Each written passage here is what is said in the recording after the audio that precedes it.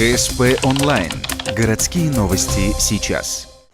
В Ухтинском отделе Следственного комитета завершено расследование уголовного дела в отношении несовершеннолетнего местного жителя. 16-летний подросток совершил целый ряд преступлений. Сначала он ограбил собственную мать, сорвав с ее шеи золотую цепочку, которую юноша впоследствии продал, чтобы купить спиртное. После он снова оказался в поле зрения полиции после дружеской вечеринки в дачном поселке.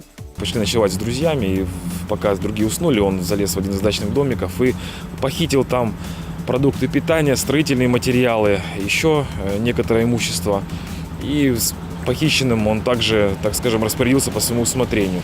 Уже находясь под подпиской о невыезде, молодой человек попытался угнать машину, обнаруженную в гаражном массиве. Завести ее не получилось, но автомобиль пострадал. Парень разбил несколько стекол. После трудный подросток вскрыл еще одно авто, только уже во дворе жилого дома. При обеих попытках юношу засняли камеры видеонаблюдения, что и стало мотивом заключить его под стражу. Теперь дело направлено на подпись к прокурору города. 16-летнему ухтинцу, к слову, ребенку из благополучной семьи, грозит до 6 лет реального срока.